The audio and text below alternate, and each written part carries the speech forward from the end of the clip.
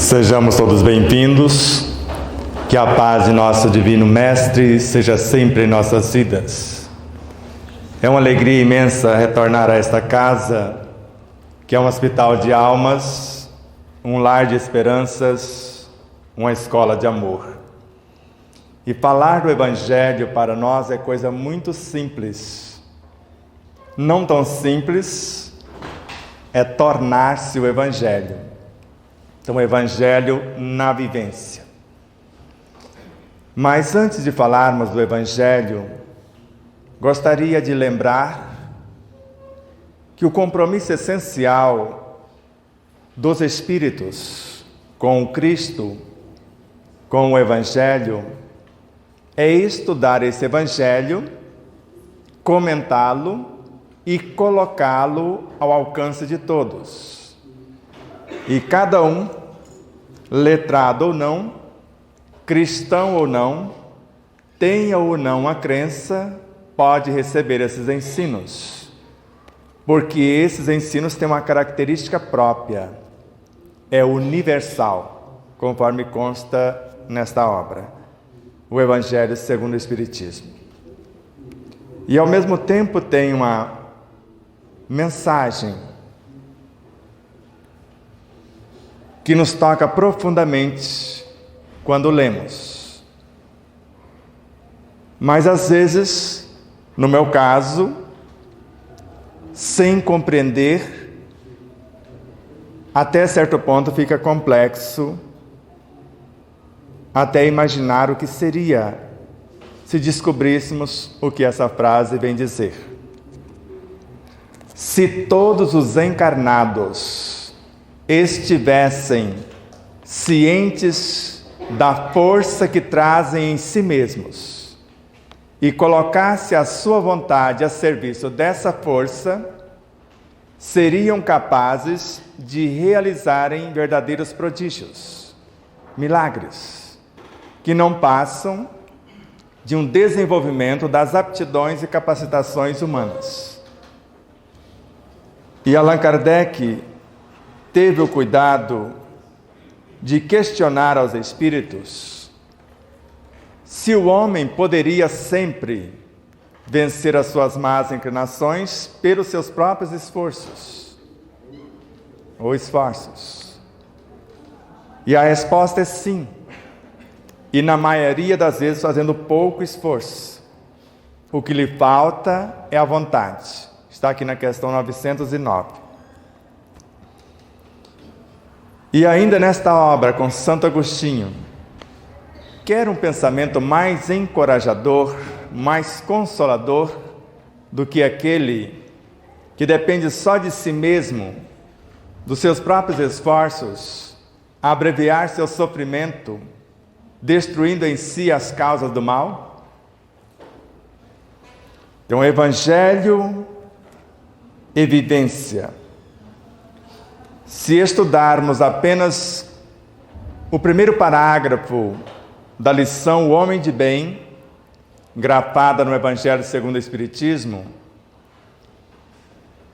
na qual encontramos, segundo as traduções, porque pode divergir, o verdadeiro homem de bem é aquele que pratica, não é o que conhece. A lei de justiça, amor e caridade na sua maior pureza. Ele interroga a sua consciência a respeito das suas próprias ações, da sua conduta, para ver se não violou essa lei, se não fez o mal e se fez todo o bem que podia, se não negligenciou voluntariamente nenhuma ocasião de ser útil, se ninguém tem o que queixar-se dele, e se fez a outrem tudo que gostaria que ele fizesse. Agora, se o verdadeiro homem de bem é aquele que pratica a lei de amor, que tem a função de compreender, a justiça a função de corrigir, e a caridade com a função de salvar a criatura das suas próprias tormentas, porque é um processo de autoiluminação, segundo Joana de Ângeles, A maior pureza, segundo Emmanuel, é quando eu faço isso respeitando desde a menor partícula até a maior estrutura que existe no cosmos, com o mesmo amor. Então, o mesmo trato que vocês dariam para uma gota d'água, você faria com o próprio Cristo se ele estivesse na sua frente. Porque foi ele mesmo que alertou-nos: tudo o que fizerdes a um dos meus irmãos mais pequeninos, é a mim que o fazeis. Antes eu pensava que pequenino seria alguém menor do que eu, fisicamente falando. Aí eu descobri que poderia ser os pigmeus.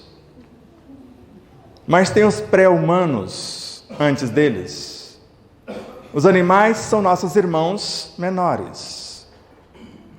Mas os vegetais também são seres vivos. E na atualidade, os cientistas da Alemanha, no Instituto Aeroespacial da cidade de Stuttgart, narram que a água é um ser vivo. E numa gota d'água, que tem mais ou menos 9 trilhões de átomos, cada um, segundo Joana de Ângeles, é uma cópia perfeita do universo e, segundo André Luiz, é um aglomerado de forças vivas. Seriam os átomos os menores? Mas André Luiz, na obra Libertação, ele narra que a mente estuda, ela arquiteta, ela determina e materializa os desejos que eles são peculiares, na matéria que está em torno. E essa matéria é sempre formada por seres incontáveis, em processo de evolução nos quadros do universo sem fim. Só que estamos falando da matéria mental, que é composta de seres vivos incontáveis, menores do que os próprios átomos.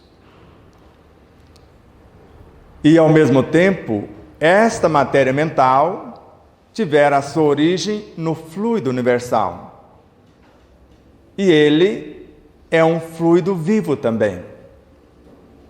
Este fluido universal tem a sua base estrutural o átomo primordial, segundo Allan Kardec, ou a matéria elementar, que na origem chamamos também de elementais.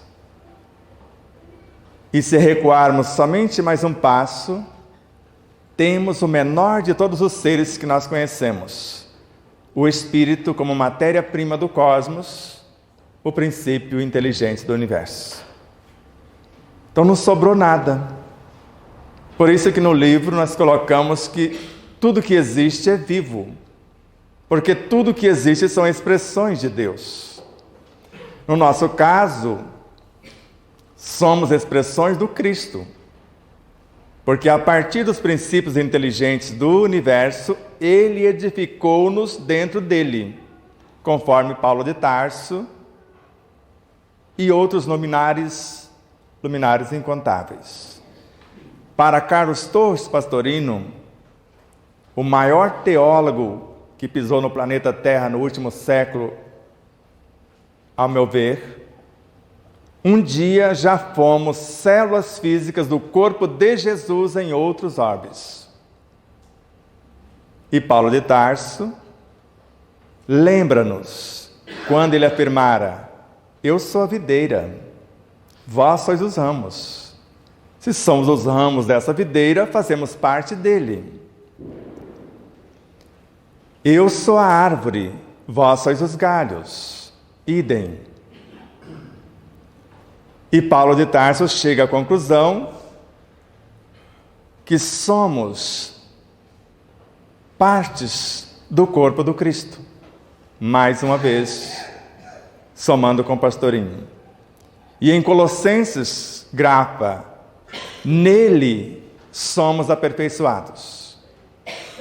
Assim como no nosso corpo biológico transita mais ou menos segundo o Deepak Chopra na atualidade, porque as cifras numéricas, tanto do cosmos, do macrocosmos, por exemplo, antes 120 a 200 bilhões de galáxias só num universo. Hoje tem que multiplicar por 10. Antes, 100 trilhões de células no corpo. Hoje, 6 vezes mais.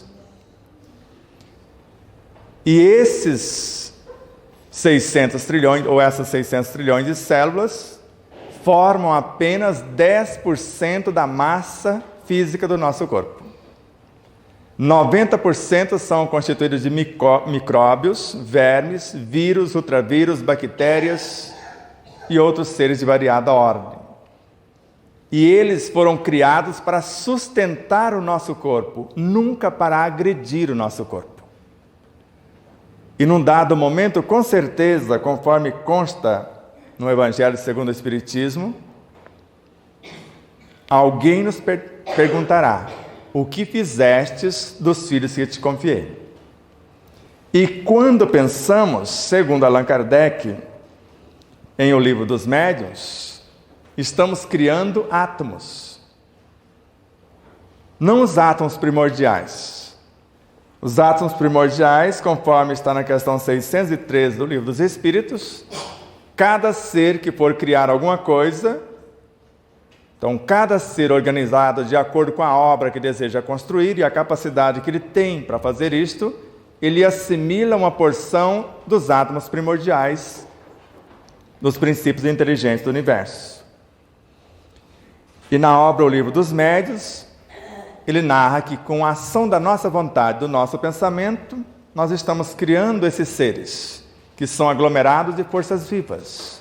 Antes, fluidos. Depois, matéria mental, bioenergia, mundo subatômico, até culminar nos átomos, combiná-los e transformá-los em alimentos ou em medicamentos a nosso favor. Mas na obra O Céu e o Inferno, ele ensina-nos que a prece é um processo de magnetização. Por meio dela, eu posso interagir com a estrutura consciencial do ser que sofre, seja no seu físico, perispírito, na tua própria mente, no teu mundo emocional, psíquico, moral e espiritual. Porque Kardec narra mais ou menos assim: a prece é uma magnetização por meio da qual nós podemos interagir com o perispírito de alguém que desencarnou e está sofrendo, e após desagregar a estrutura maléfica que ele próprio criou e não está sabendo governar, eu vou invocá-lo. Para ser mais exato, Kardec fala agora: evoque o espírito do indivíduo que está sofrendo. Mas para os espíritas que acreditam que o espírito encarna como um todo, que negócio é esse? O espírito está ali, ele está pedindo para eu evocar o espírito dele.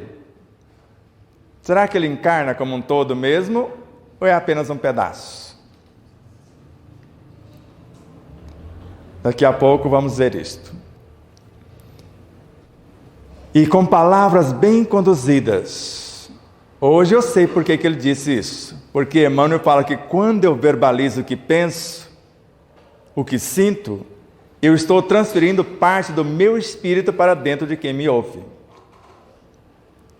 E quando eu faço isso, segundo Miramês, eu estou criando almas instintivas para ajudar a governar o subconsciente do outro, que é a área que define o seu comportamento. Quando eu exteriorizo o meu pensamento, eu estou criando almas vitais. Nesta obra não tem pelo menos 3 tipos de alma? A alma vital, a alma intelectual e a alma espiritual. Porque a alma espírita não pode ser.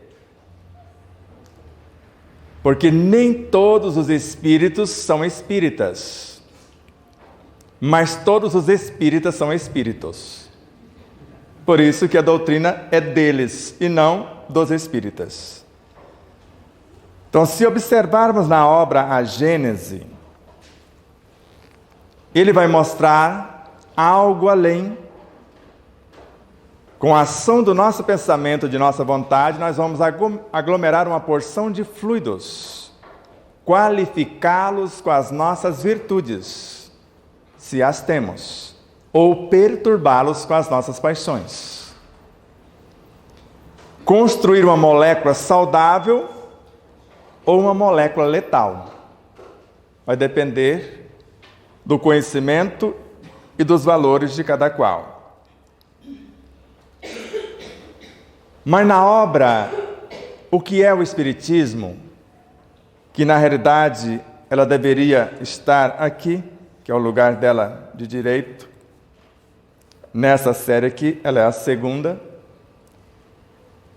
ele interroga na questão 127. Que sentimento é esse que normalmente chamamos de consciência? Já que eu tenho que interrogar a minha consciência. Porque a lição que eu disse que está no Evangelho com o nome de homem de bem está na questão 918 desta obra. Então, se aqui eu deveria interrogar a minha consciência para ver se não violei as leis, aqui ele pergunta: que sentimento é esse que normalmente chamamos de consciência? São as lembranças intuitivas das boas resoluções tomadas pelo Espírito nas suas diversas encarnações, que nem sempre são possíveis tomar essas boas resoluções quando encarnados. Porque o Espírito, conforme consta na questão 605A desta obra, ao encarnar no corpo do homem, traz os seus valores intelecto-morais. Se ele influenciar o corpo, ele vai e leva o corpo rumo à angelitude. Mas se o corpo lhe influenciar, ele pode levá-lo rumo à brutalidade. Porque é o que enxergamos nesta obra, no item 24 do capítulo 4. O corpo físico vai evoluir até se confundir com o perispírito. Se o perispírito é a lei, o modelo organizador desse mundo biológico, se o corpo físico evoluir até se confundir, ele se tornou igual a ele. E o próprio perispírito sofre transformações sucessivas até a sua completa purificação, que é a natureza dos espíritos puros. Então ele vai tornar-se um espírito amanhã. E mesmo não acreditando nisto, na obra O Livro dos Médiuns ele coloca: dizem alguns que o perispírito é a alma evoluindo. Mas Leon Denis, logo na sequência, na obra Depois da Morte, como o pupilo do próprio Kardec, o apóstolo do Espiritismo, a quem ele passou diretamente o bastão, juntamente com outros amigos. Então, quando falamos de encarnação, estamos falando de um diminuto fascículo desse espírito, à semelhança de uma semente de uma das laranjas, de um pé de laranja repleto de frutos. Isso mesmo. Segundo Joana de Ângeles, o que está encarnado é apenas um ponto de autoconsciência pura.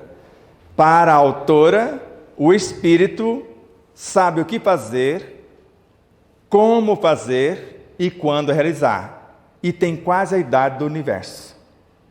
E a alma, segundo a autora, o que está encarnado só tem a idade cronológica desta atual encarnação.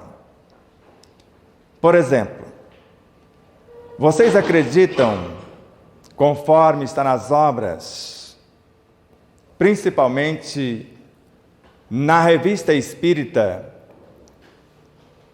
o artigo chamado O Sono do Espírito, que está no mês de junho da obra de 1866, o Dr. Calais, já leram o artigo? Ele era um médico quando encarnado. Mas como tudo morre para renascer, para se renovar, conforme a lei de destruição, a quinta lei do Livro dos Espíritos, das 9 leis morais, quem fechou conclusão antes de estudar Joana de Ângeles pensa que são 10, não pensa? A 10ª lei foi sugerida por Allan Kardec e o Espírito da Verdade, de imediato, aceitou a proposta. Por que tanta lei? Por que não lei de amor, justiça e caridade? Está na obra No Rumo da Felicidade com Joana de Ângeles. Então, de modo que, se o Espírito sabe o que fazer, quando fazer e como realizar, Kardec também estudou isso. Porque o Dr. Calais, quando ele desencarna, e agora com seu corpo perispiritual, levando todo o pessoal que ele promoveu do seu corpo físico, que vai evoluir até se confundir, todo o seu patrimônio, ele segue agora assistindo, não mais quem buscava a cura do corpo, que ele curava de um modo ímpar. Você quer curar-se? Ele achava a causa da sua enfermidade no físico, um desequilíbrio moral. Muda moralmente, o corpo sara. Assim que ele curava as pessoas. Na época de Kardec. Eu acho que Kardec se encorajou, por isso que ele estudou medicina, foi professor, foi médico, clinicou, doutorou-se em medicina, segundo José Herculano Pires. Se duvidar, está lá no capítulo 11, A Cura Divina, Agonia das Religiões e a Obra. E eu não vou discutir com José Herculano, porque ele esteve com Kardec e depois voltou aqui para dar continuidade. E Kardec chega ao ponto de dizer que se o médico soubesse o valor do magnetismo das palavras, ele curaria os pacientes com as palavras, que têm o poder para interferir no físico e no moral de quem ouve. Mas de repente o Dr. Calais se vê fora do corpo perispiritual. Como André Luiz deixou o seu corpo astral nas câmaras de retificação e viajou com um corpo mental que ele construiu com 36 horas ininterruptas de trabalho, dignificador, como assistente de faxineiro, que nem para enfermeiro, nem para assistente de enfermeiro ele serviu, dá o conhecimento do nosso amado André. Que não é André coisa nenhuma. Nós sabemos que é Carlos Chagas, porque eu não vou duvidar da sumidade como pessoa, como estudioso, como professor de medicina, como neurocientista, neurocirurgião, psiquiatra, doutor e mestre Sérgio Felipe de Oliveira. E André Luiz é o seu próprio mentor. E a primeira coisa que ele interrogou, se ele era o Carlos Chagas. Ele disse que ele não confirmou totalmente, mas chorou quando falou que era, porque ele não acreditava em Deus quando fora Carlos Chagas. E Dr. Calais se vê dentro de uma sala com vários acadêmicos na área da medicina. Ele pergunta a esses acadêmicos mais alguma coisa. Eles respondem. E quando responderam, ele percebeu que estava respondendo para ele próprio. Ele estava conversando com a sua consciência, a soma de suas vivências. Mas ali estava presente somente os médicos, os que estudaram medicina por mais de 2 milênios. E a gente estuda nutrição por 4 anos, 5 anos, acho que já é doutor. Ele estudou medicina como Hipócrates, retornou mais tarde como Paracelso, depois como Hahnemann, e hoje, Hahnemann, o precursor da medicina espiritual, antes pai da homeopatia como Hahnemann, precursor do magnetismo como Paracelso, e o pai da medicina como Hipócrates. E quando ele volta para perguntar de novo, já não era vários, era um. Somos um. Então aquela porção incorporou nas demais e tornou-se um só. Então a isso chamamos consciência. E Allan Kardec, mediante aquele experimento, que era um fato, ele começou a interrogar a consciência do indivíduo, que na 3ª edição do Livro dos Espíritos, vocês já acham, na questão 455, isto. Porque ele dissocia a alma do corpo, ela olha para um lado, vê o seu espírito, sua consciência. Olha para o outro, vê o seu corpo. E os laços, no plural, que os unem, laços perispirituais. Um que une a alma ao corpo, que é transitório. E outro que une a alma à sua consciência, que é indestrutível. E o mais estranho não foi isso, o mais magnífico, não é estranho. A alma perceber que o corpo estava conversando com o espírito e entendia a vontade do espírito. E o espírito conversava com o corpo e eles se entendiam. E nós não entendemos nem o corpo e nem o espírito simultaneamente. Porque ao invés de pedir para ele que sabe o que fazer, como fazer e quando realizar, a gente pede para Bezerra de Menezes, Agenor Santiago. A música ele disse que foi um hino, foi uma profecia para ele. A música que ele cantou, a mensagem do além, que José Rico também fez a profecia para ele próprio. Onde estou hoje, sou mais feliz do que fui até então. Essa música é uma das coisas mais belas. E foi logo na primeira obra do Zé Rico, como milionário. Realmente era um Zé Rico, de fato, né? Mas parece que a gente não compreendeu muito bem a mensagem do menino, porque tem várias deste naipe. E ainda Joana de Ângeles, que estudou, porque esteve lá com Kardec, esteve na cena, porque tem duas mensagens desse espírito nesta obra: paciência e dar-se-á aquele que tem. E para os que pensam que a doutrina não evolui, conforme Leon Denis, é uma doutrina viva e progride por evolução. Da primeira mensagem de Joana para a segunda já tem quase um salto quântico. Na primeira mensagem, dor é bênção, e Deus a envia somente aos seus eleitos. Então, quem estiver dolorido são os eleitos de Deus. Mas, na próxima mensagem, veja o que a autora diz, ou o que esse espírito afirma. Homens cegos e surdos, por que interpretais tão grosseiramente os ensinos de Jesus? Não é Deus que tira do que tem pouco, é o espírito negligente e descuidado que não cuida do patrimônio que o seu pai lhe confiou. Deus encoraja todos os esforços que tendem para o bem, multiplicando 100 ou 1000 vezes a mais. Foi isso. Mas se acompanharmos o pensamento deste espírito e chegarmos em obras como autodescobrimento, uma busca interior, ela vai afirmar: a causa de todas as enfermidades é o uso inadequado dessa energia que eu disse. A energia que é vida, em sua complexidade, no sentido profundo do termo, ela constitui-se do psiquismo divino, que gestou o espírito como princípio inteligente do universo. E ela narra que o amor é a prolongação ou prolongamento desse psiquismo. Quer dizer, o que sai dele é o átomo primordial. E a reunião dessas mônadas, átomos primitivos ou princípios inteligentes do universo ou espírito, é que forma o amor. E para a autora, antes do amor não existia a criação.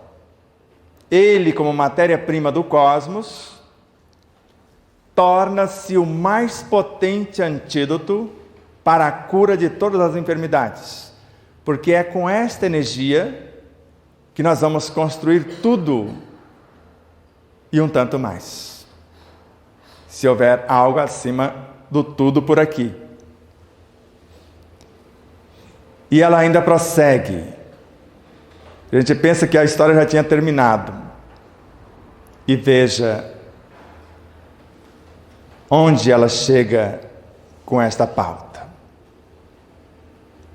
O amor gera, nutre, organiza e mantém a vida em todas as suas expressões.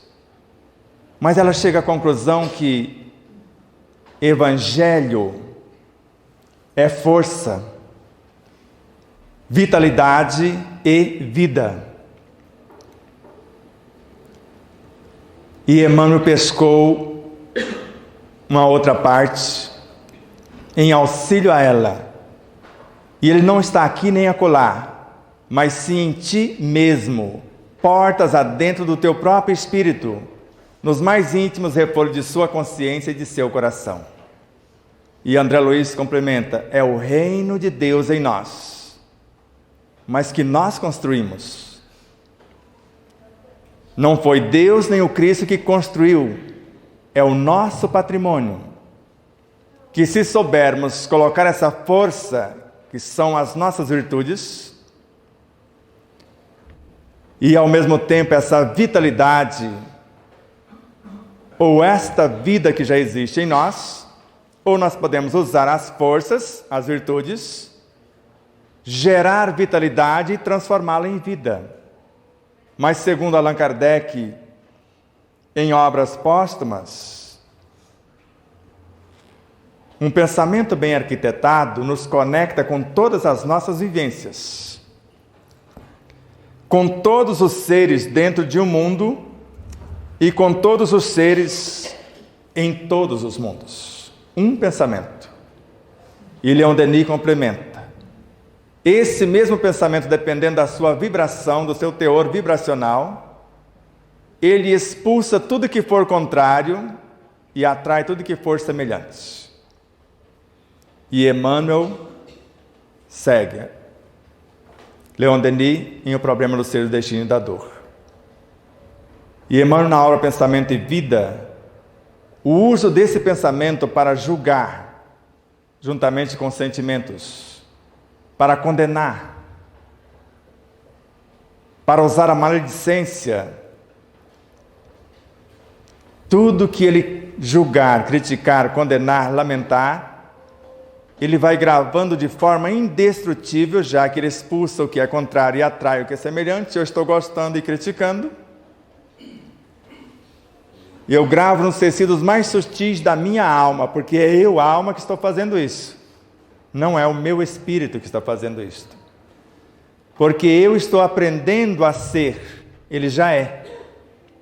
Ele intui, eu penso. Eu estou, ele já tornou-se. É por isso que recomendamos a muitos: não faça o culto do Evangelho no lar. Não estude o Evangelho no lar. Não viva o Evangelho no lar. Seja o Evangelho no lar. Porque o culto, às vezes, a gente faz no mecanismo automático, sequer sabemos o que é oração, por não estudar o próprio Evangelho. Isso mesmo, eu não sabia também. Fui aprender o que era oração quando eu comecei a escrever o segundo livro, que está baseado num tripé. O que é? Para que serve? Como usar? E segundo o que consta nesta obra, a fé é mãe de todas as virtudes. E a oração é a sua filha primeira, a sua primogênita. Falei, ou estou endoidecendo, ou o buraco é mais embaixo, como a gente fala, ou essa toca do coelho não tem fim. Porque se a fé é mãe, é um ser. Ou não? Para gestar alguma coisa, porque gesta a oração.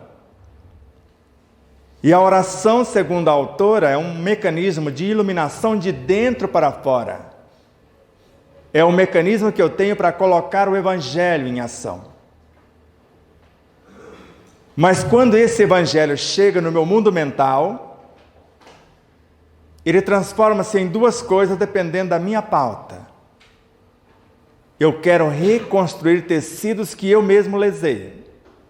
Então eu vou transformar o Evangelho em vitalidade, porque ele é força e vitalidade gerando vida. Mas se eu precisar de lei encarnar uma ou mais virtudes, elas vão personificar-se à semelhança de Jesus, a personificação de uma fração do Cristo, segundo o Pastorino, em sabedoria do Evangelho, e vai chamar-se hormônios. Bom, eu quero ter uma sensação de felicidade, então nós vamos encarnar alguém com o nome de ocitocina, de noradrenalina, de endorfina, serotonina. Aí, mas quem são esse povo? Ou quem é esse povo? A alegria de viver, a gratidão pela vida, a esperança de melhoras. Mas quando lemos obras como a Gênese, que Allan Kardec, do seu próprio espírito, 90% da informação, do seu próprio espírito, da sua própria consciência, do cosmólogo que ele é, do astrônomo, do astrólogo. Ele estudou astrologia, porque ele percebeu que os astros interferiam em nós. Mas depois teve que estudar magnetismo para que entendesse esse mecanismo durante 35 anos. Mas para estudar magnetismo ele teve que estudar química, depois física, biologia, matemática, mais de 30 ciências correlatas. E aqui ele narra que o espírito é como um sol.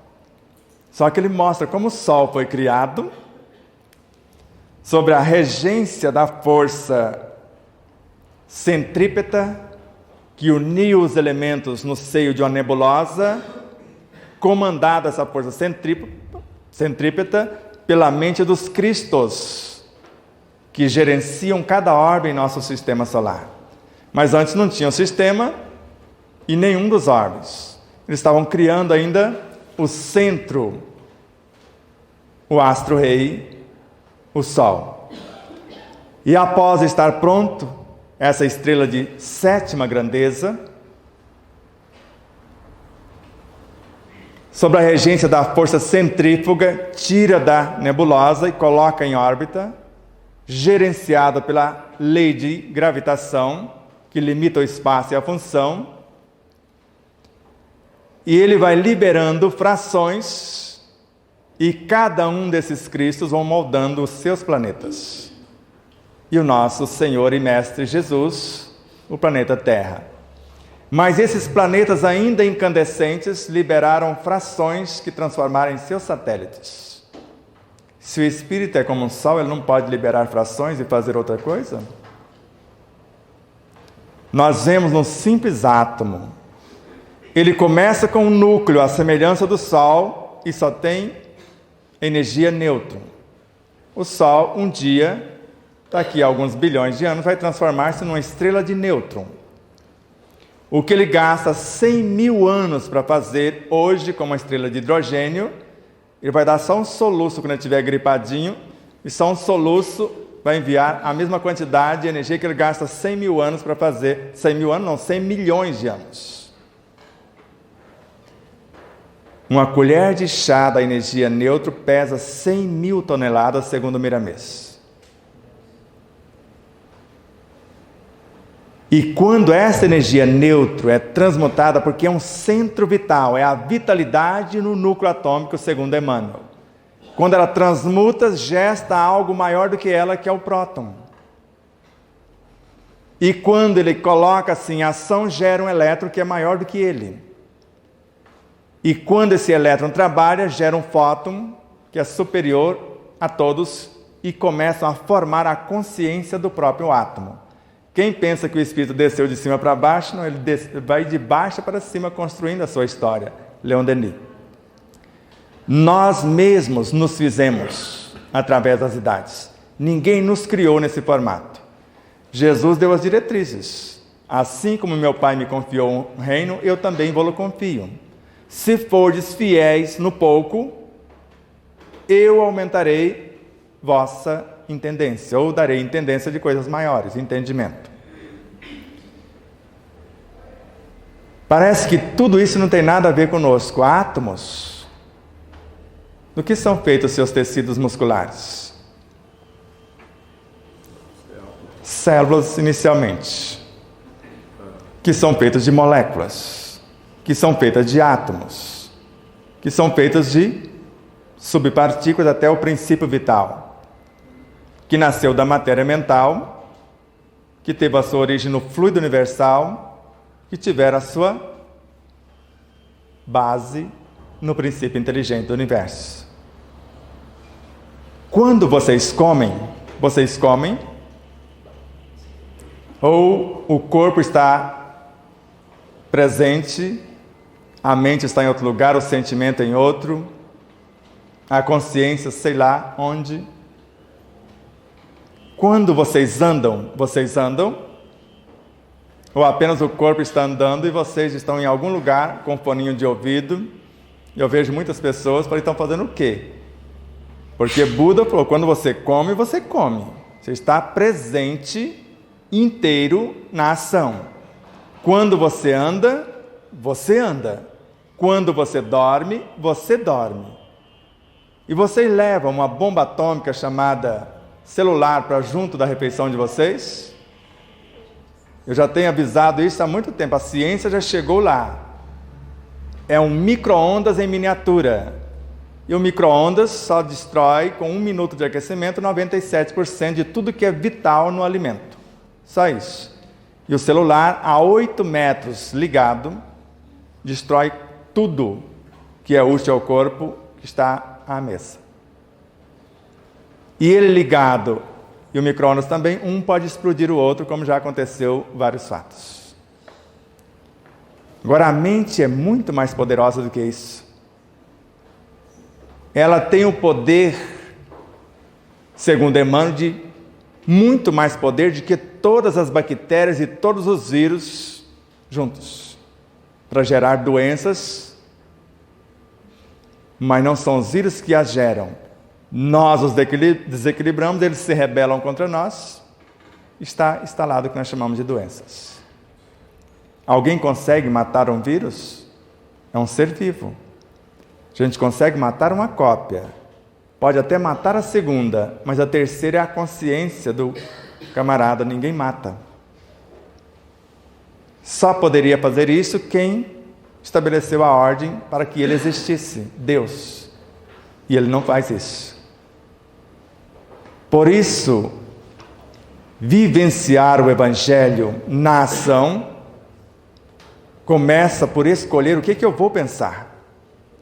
Porque quando eu começo a pensar, eu começo a criar átomos interagindo com a matéria mental que é formada por seres vivos incontáveis. Segundo Emmanuel, na obra Roteiro, esta energia, quando chega em minha mente, vai transformar-se nos infracorpúsculos. Sabem quem são eles? As partículas de Deus, os bósons de Higgs. Pelo menos é a menor partícula que eles conseguiram achar até agora.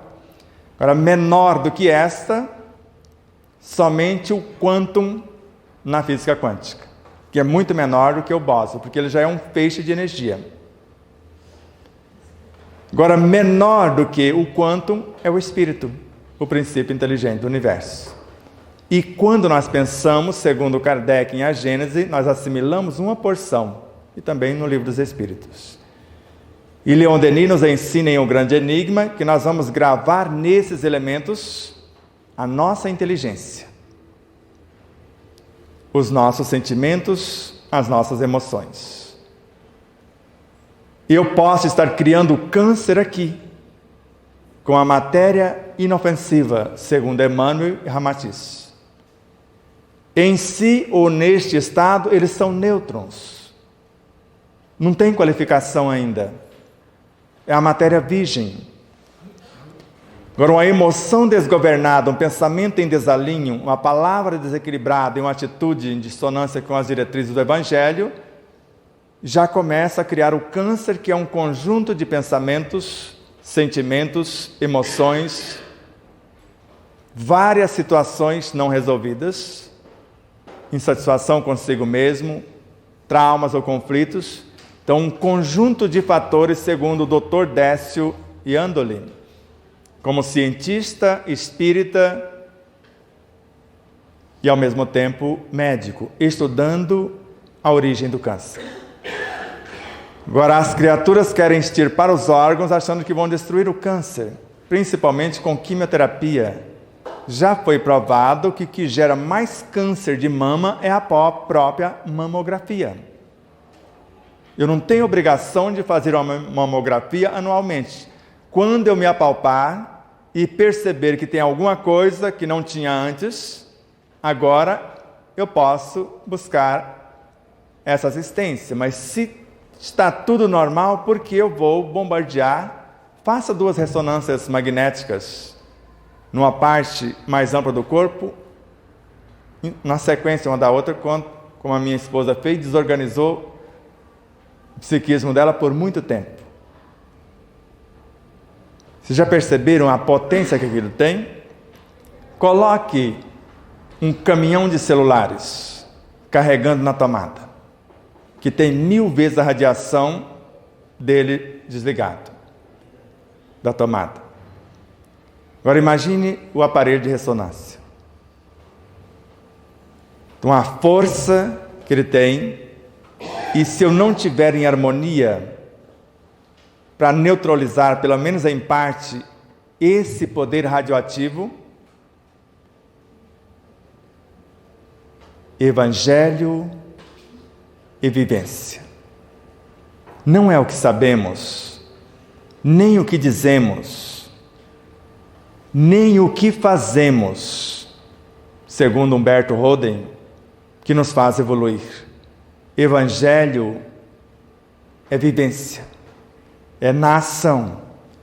Eu preciso entender que, como eu disse, tudo é vivo. E se eu reclamar de um alimento dos que estão à mesa, dizendo, eu não quero comer isso, não precisa mais do que isso. O eu não quero, uma reprovação como se aquilo não prestasse. Ele entende assim.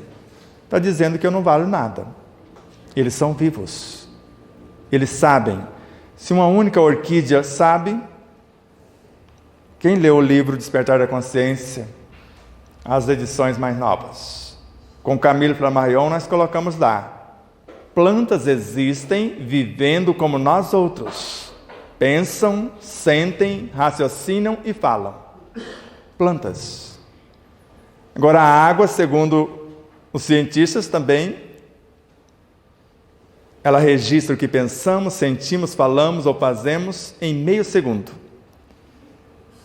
E alguns que ignoram isso, pensam que quem fluidifica a água somos nós, médiuns, ou os espíritos. Nós sensibilizamos a água segundo as nossas virtudes.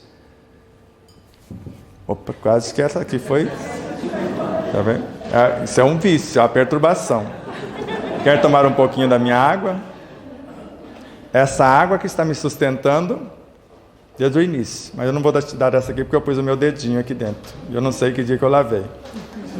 Mas se você pegar nesta água, pode pegar. Em meio segundo ela transforma conforme você é. A partir daí é contigo. Depois pode tomar daquela lá que tem a mesma coisa. E depois nós falamos, o pessoal do Centro Agenor Santiago, não estão com nada, porque eu tomei aquela água e me perturbou o organismo inteiro. Será que foi eles? Após o passe, fiquei totalmente desnorteado. Mas eles não te deram nada no passe. Ninguém doa para o outro o que ele já tem. Todos nós temos uma fonte inesgotável. Não está no Evangelho? Se o homem soubesse a força que tem e colocasse a sua vontade a serviço dessa força, seria capaz de realizar verdadeiros prodígios. Kardec fala que o máximo que fazemos é acordar o potencial do outro. Porque com a prece eu desagrego o que ele construiu e não está sabendo governar, o talento que enterrou. E o que eu vou fazer é reerguer as suas células físicas, perispiríticas, segundo André Luiz, com o meu potencial, se eu tenho. Mas se ele souber, ele pode fazer isso com a oração. A oração não é um disco de fácil repetição no aparelho da mente. É poder, é vibração, é energia.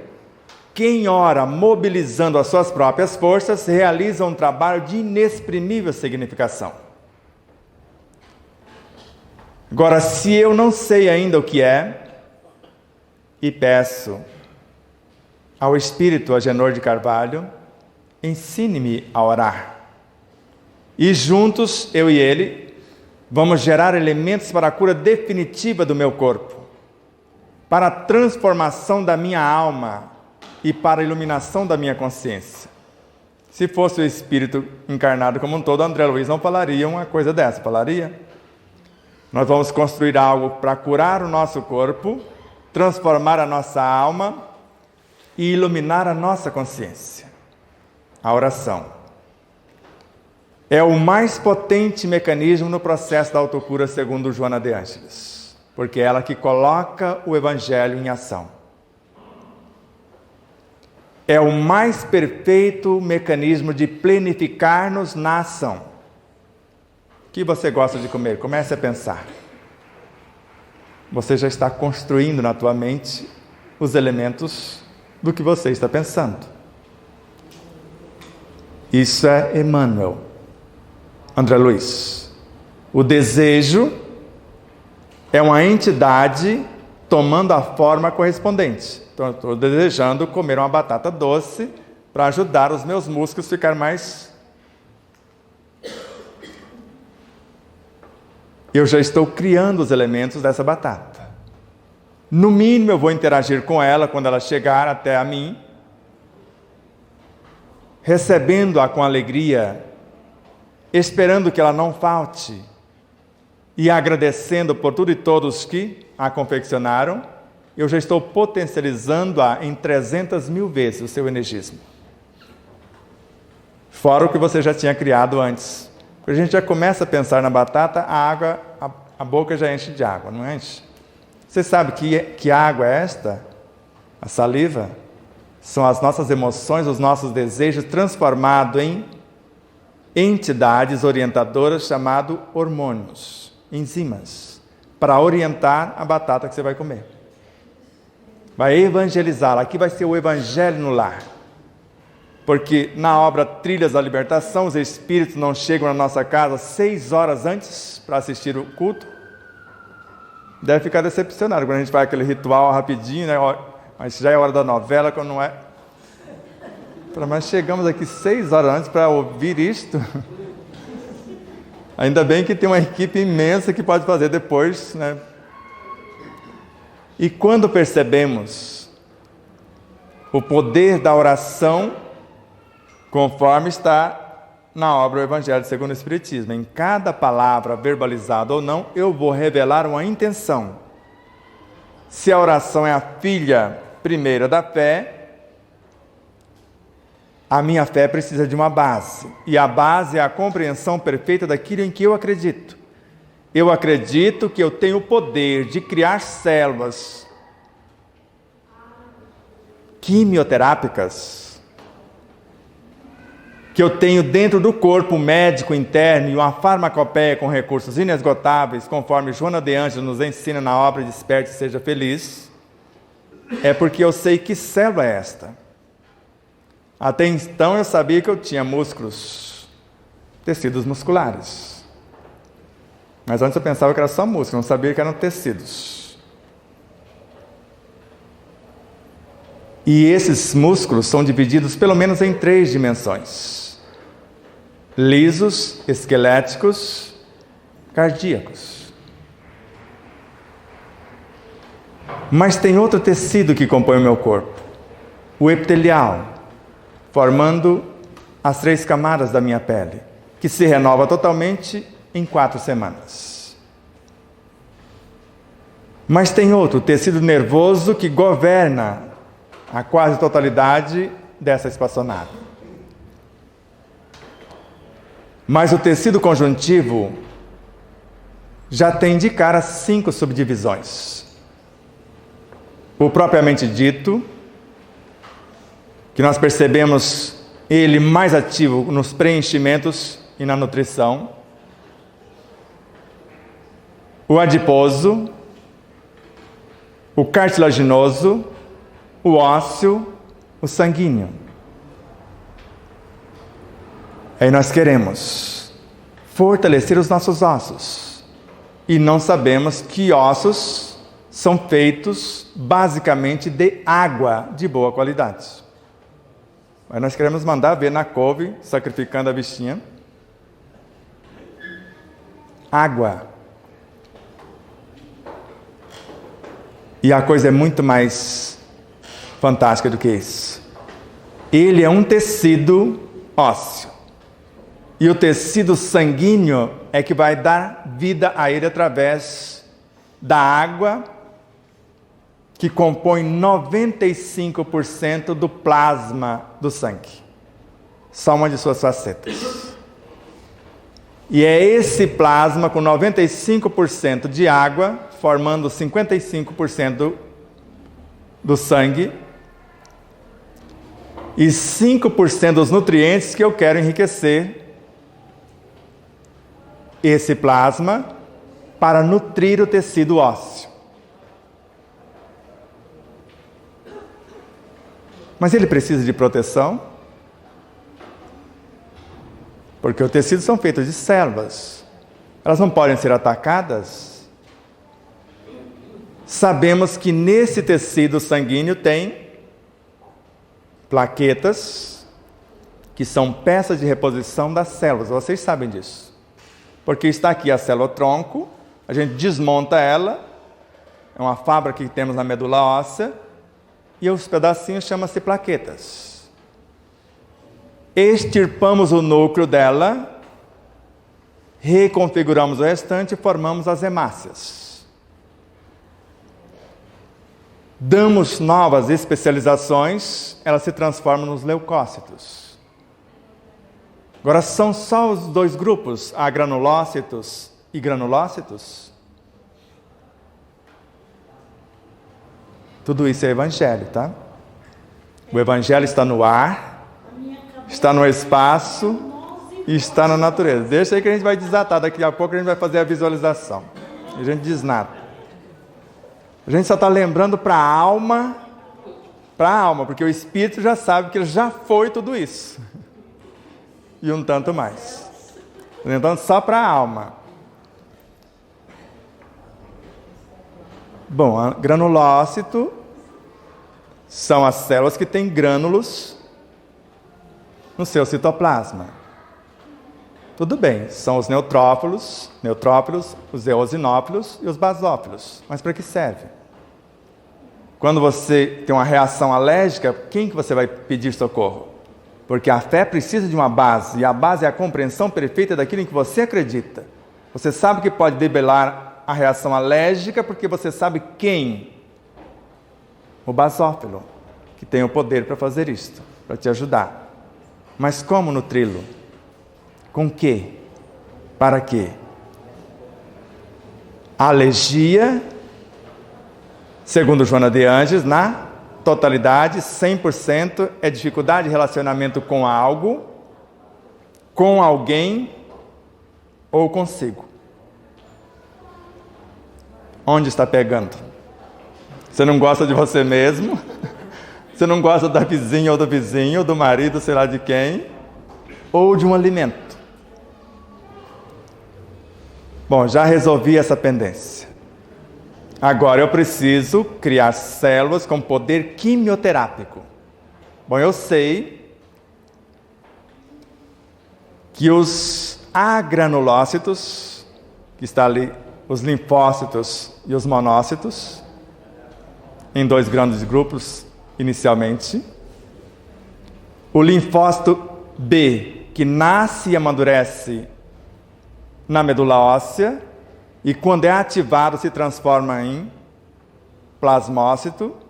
Agora já cria os anticorpos, já tem as bombas. Você entregar para o basófilo, mandar ver o pessoal da alergia lá.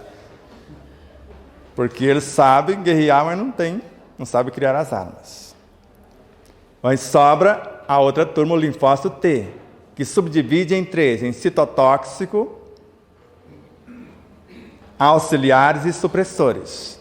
E sabe para que servem os supressores? Aquele você não mata. Aquele você dizima. Ele é que controla a atividade.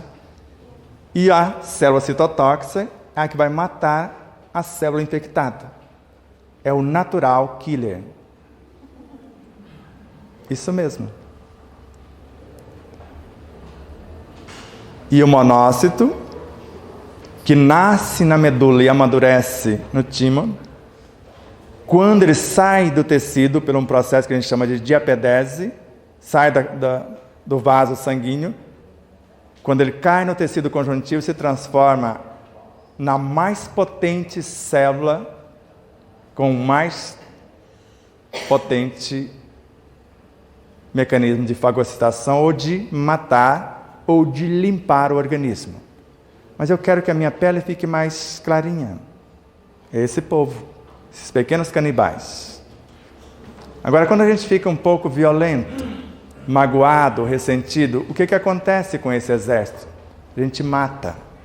Então, se alguém quiser invadir o nosso Brasil, eles vão atacar a Força Aérea, a Marinha, o Exército. Eu fui militar. Dominou as Forças Armadas. Então, dominou o sistema imunológico. O que a AIDS faz? Síndrome da deficiência imunológica.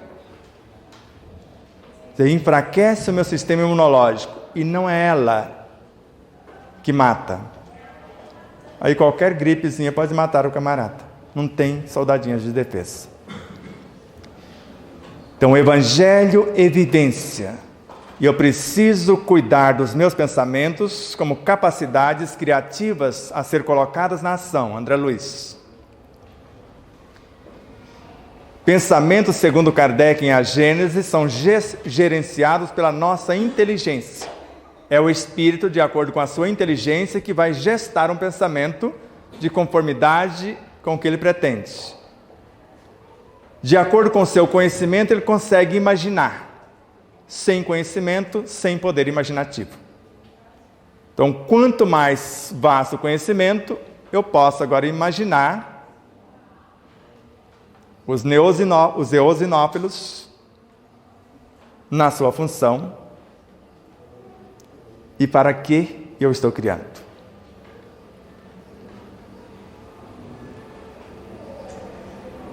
Os sentimentos, as virtudes vão dar vida a esta criação.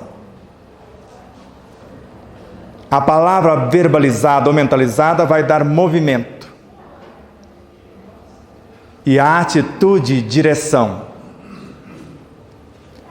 E quando começamos a pensar, começamos a interagir com todas as nossas vivências, segundo Kardec. Com todos os seres dentro de um mundo, que pode ser o meu mundo ou o planeta Terra, e com todos os seres em todos os mundos que eu já animei e continuam vivos em mim, ou com todos os sistemas planetários, todos os astros, universo afora.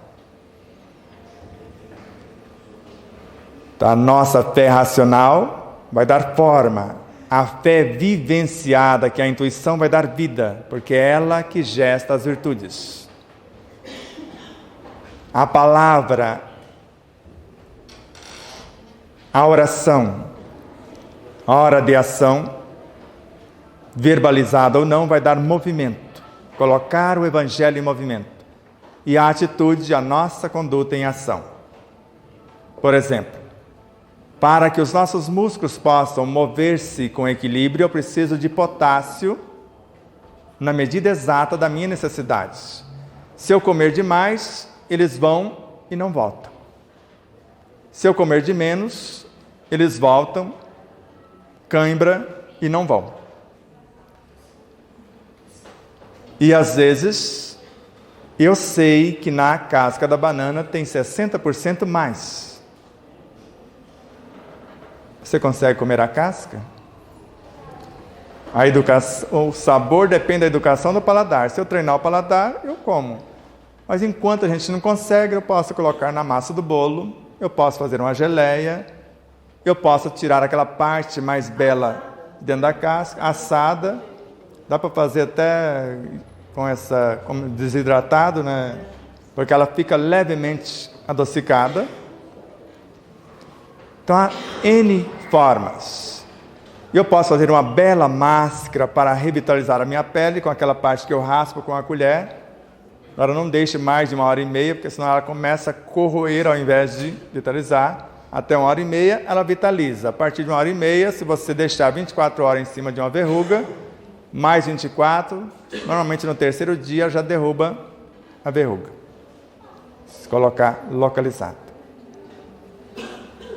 Isso é evangelho. Porque se a fé é a filha primeira da oração, ou melhor, a oração é a filha primeira da fé, desculpe, e as demais virtudes não são filhas da fé, a esperança, a caridade, são seres, são espíritos. Se tiver dúvida disso, leia. Amélia Rodrigues é confiável para vocês? É um dos 12. Um dos 12. Se duvidar, pergunte a ele. Ou a fração de um dos 12. Na obra Nos Caminhos de Jesus, no capítulo 23, chamado O Anjo da Misericórdia, 4 entidades se apresentam para Jesus. E por conta do tempo, vou sintetizar. A primeira chega, tu te recordas, Senhor. E entidades com uma luz, um poder indescritível, conforme a autora. Tu te recordas, eu sou a fé. Chega a outra entidade, eu sou a esperança. A outra, eu sou a caridade. E a outra, eu sou a misericórdia. Valores morais e virtudes excelsas são seres vivos, são entes vivos em nós, segundo André Luiz, na obra Libertação. Como é a primeira palestra, foi apenas o convite para a sequência. Nós só fizemos um apanhado que é o Evangelho em ação. Amanhã, Espiritismo na ação, a mesma coisa. Nós só vamos dar várias receitas, porque o Espiritismo estuda o quê? O Evangelho, para colocá-lo ao alcance de todos. O que nós começamos hoje, a gente começa a minuciar amanhã. Eu estou cheio de dúvidas. Temos quantos minutos? 2 perguntas? Pode ser? Ou a gente encerra com a visualização e vocês perguntam a partir de amanhã. Ou pergunta tudo domingo de manhã. Não é isso, Cirlei? Cadê o Cirlei? Domingo não é... É a finalização. Praticamente a gente pode deixar as perguntas e respostas para lá. Então vamos fazer um exercício rápido. O nosso anjo da guarda, Marcelo, que está operando ali os nossos irmãos eletrônicos, após a oração belíssima da Fátima. E se sabemos agora que a oração é a filha primeira da fé, conforme a nossa capacidade de compreensão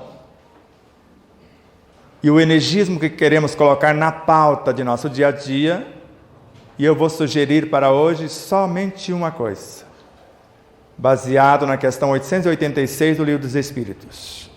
Qual o verdadeiro sentido da palavra caridade como a entendia Jesus? Benevolência para com todos. Todos. Indulgência para com as falhas dos outros. Perdão das ofensas. E entre os 3, como eu fiz com os tecidos, eu vou tirar só um. Indulgência. E conforme está no Evangelho segundo o Espiritismo, no item 16 do capítulo 10, a indulgência atrai, acalma e reergue. Ela atrai quando eu não julgo, quando eu não condeno, quando eu quero reconciliar com outro ou alguém que sofre e aproxima sabendo que ninguém ou esse ser não vai julgá-lo, condená-lo. Então ela atrai. Quando aproxima-se do meu campo vibracional, a partir das virtudes que eu coloquei em ação, porque oração é força e ação é serviço, segundo Emmanuel. Ele se acalma. e ao beber da minha fonte, ser permeado por este energismo amoroso, ele reergue-se. Então inspirem doce, suave, serenamente, sabendo que o Evangelho está no ar, conforme Caena em Canção da Natureza. Imagine a própria natureza, cada reino. E imagine Sheila dizendo na obra Flor de Vida: cada reino tem o seu evangelho e cada evangelho tem a sua linguagem. Imagine Miramês e Bezerra de Menezes em Páginas Esparsas, volume 2, Bezerra e Força Soberana, Miramês. E as 4 obras psicografadas por João Nunes Maia.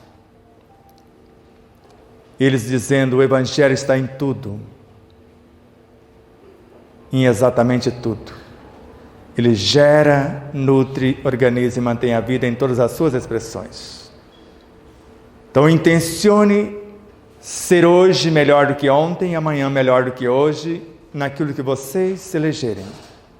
As ideias enobrecedoras para fazer isto, os planos dessas futuras ações, segundo Joana de Ângeles, são portadores de energias equilibrantes que vão reorganizar os complexos campos celulares, vão harmonizá-los e aumentar-lhes a produtividade. Como isso se dá? O indivíduo deve concentrar-se numa visão saudável, mentalmente, emocional, psíquica, moral e espiritualmente, fisicamente. Ele projeta-se no tempo, vendo-se em condições de equilíbrio, vendo-se recuperado, assumindo as novas tarefas, as novas responsabilidades, ou desenvolvendo as novas atividades que ele pretende concretizar com algo além do que tinha até então. Se o corpo estava enfermo, agora curado. Se a mente estava atormentada, agora pacificada. Se as emoções estavam desgovernadas, agora em harmonia. Então abrace num diálogo terno de ternura uma entidade, traga. E amoroso, o amor. E quem representa o amor para esse fim é a esperança, a doce presença do amor com uma força que gera e nutre a lei que organiza e mantém, segundo Joana de Ângeles. E envolva as perturbações morais, convidando a tristeza a transformar-se em alegria, o perdão em misericórdia, ou melhor, a ofensa em perdão, em misericórdia, a dúvida em fé, a dependência de outrem pela caridade para consigo no processo de auto-iluminação, de autonomia própria. Abrace os órgãos com perturbações enfermiças, convidando-os a que volte à normalidade, falando do Evangelho a eles, segundo Emmanuel, levando a força hormonal para gerenciá-los, a vitalidade para reerguê-los, a vida para reestruturá-los. Mergulhe dentro dos órgãos, nos tecidos, nas células que compõem esses tecidos. E até onde o conhecimento for possível, mergulhe dentro delas.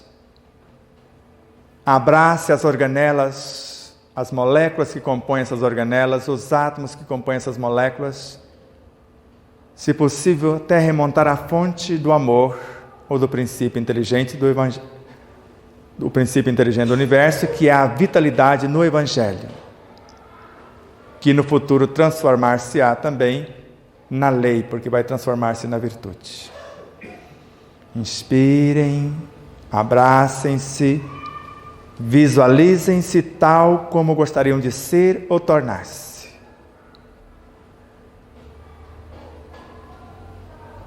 Não se perturbe, não se condenem pelo ontem. Ontem agíamos como meninos, pensávamos como meninos, agora estamos amadurecendo e pensando como adultos, abandonando as coisas de crianças e construindo novas realidades. Eu penso na verdade que me liberta. Eu sinto a verdade que estou pensando. Eu falo a verdade que estou sentindo e vivo a verdade que estou falando. Muita paz. Muito obrigado a todos.